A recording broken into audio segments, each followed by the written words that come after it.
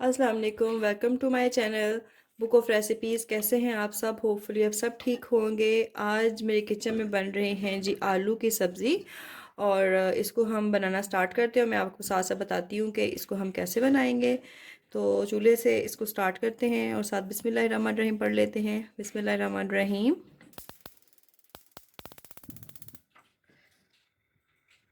आलू की सब्ज़ी हर घर में बनती है, लेकिन डिफरेंट तरीके से बनती है।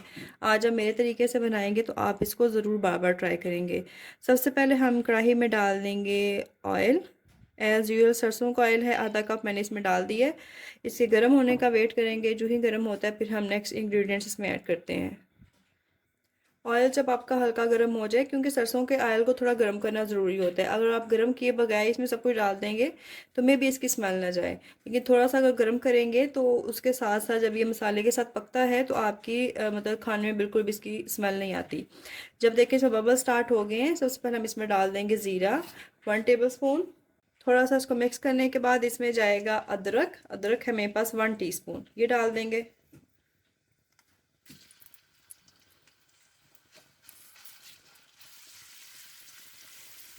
बस इसे हमने हल्का सा ही कलर देना है, ज़्यादा डार्क नहीं करना, ताकि इसका कच्चापन ख़त्म हो जाए। हल्का सा जब अदरक का पानी ड्राई हो जाए और खुशबू आने लगे तो हम इसमें एक बड़े साइज़ का प्याज ले लेंगे, चॉप किया हुआ मैंने, या फिर 2 स्मॉल साइज़ के प्याज लेंगे और हम इसको इसमें डाल देंगे। इसको हमने ब्राउन नहीं करना, सिर्फ हल्का सा इसका कलर चेंज करना है, क्योंकि ब्राउन अगर आप करेंगे तो ब्राउन करने से आलू का टेस्ट बिल्कुल ही डिफरेंट हो जाएगा। और अगर आप इन चीज़ों का ख्याल रखा करें, छोटे छोटे टिप्स का, तो आपकी सब्ज़ी या कोई भी चीज़ जो है वो बहुत अच्छी और टेस्टी बनेगी। तो वेट कर लेते हैं जब तक इसका कलर चेंज हो जाता है और हल्का सा इसका पानी ड्राई हो जाए। प्याज का देखें कलर चेंज हो गया और हल्के हल्के से ये फ्राई होना स्टार्ट हो गए हैं। अब हम इस स्टेज पे इसमें आलू डाल देंगे। आलू मैंने लिए थे ½ किलो, और उनको देखे मैंने रिंग की शेप में काट लिया है। ठीक है, ये ½ किलो आलू हैं, ये हम डाल देंगे।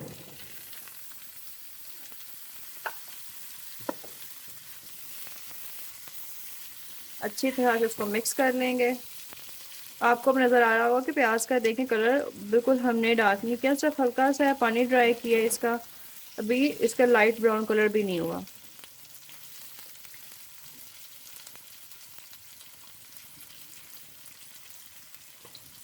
अब हमें आलूओं को इतना पकाना है कि ये हल्के से जैसे गल भी जाएं और हल्के हल्के ब्राउन भी हो जाएं।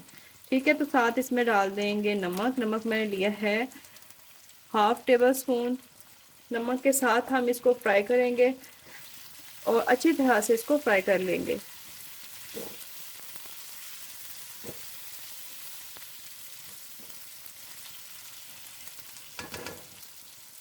हम इसका वेट कर लेते हैं फ्राई होने तक के लिए। देखें आलू को पकते हुए 3 से 4 मिनट हो गए हैं, तो इसको एक दफ़ा हम दोबारा से मिक्स कर लेंगे। साथ हम इसमें डाल देंगे टमाटर और हरी मिर्च। टमाटर मैंने लिया है एक बड़े साइज़ का कह रहे या मीडियम, जो भी आपके पास है, और एक सब्ज़ मिर्च ली है मैंने, ये डाल दूंगी मैं।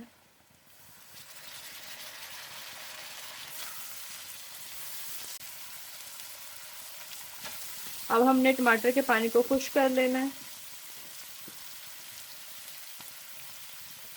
जब हमेशा याद रखें जब भी कोई वेजिटेबल बनाते हैं तो उसका पानी खुश्क करना बहुत ज़रूरी है, अदरवाइज़ आपकी जो वेजिटेबल बिल्कुल भी टेस्टी नहीं बनती है।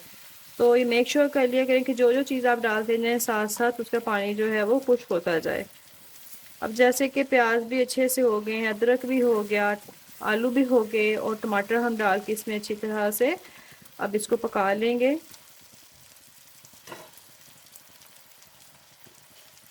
1-2 मिनट गुजरने के बाद इसमें हम मसाले भी ऐड कर लेते हैं। मसालों में जाएगी धड़ा मिर्च, ये मैं ज़्यादा नहीं ले रही, सिर्फ ½ टीस्पून या फिर 1 टीस्पून आप ले सकते हैं, या अपने टेस्ट के मुताबिक। हल्दी बिल्कुल ले रही हूँ 1/4, क्योंकि मुझे नहीं डालनी थी, मैं नहीं डालती होती, बट ये कि आज मैं थोड़ी सी डाल दी है। और सुरख मिर्च जो है वो भी हम 1/4 टीस्पून ही लेंगे। साथ हम डाल देंगे गरम मसाला 1/4 टीस्पून। یہ چیزیں اس میں چلی جائیں گی. کہ اگر آپ کو اچھا لگتا ہے کہ آپ نے جیسے سوکھے سوکھے اس طرح کے کھانے ہیں، مطلب جس میں گریوی جو ہے مکس اپ نہیں ہے بلکہ ایسے کھڑی کھڑی سی ہے، اور یہیں سے آپ اس کو فرائی کر کر کے گلا سکتے ہیں آلوؤں کو.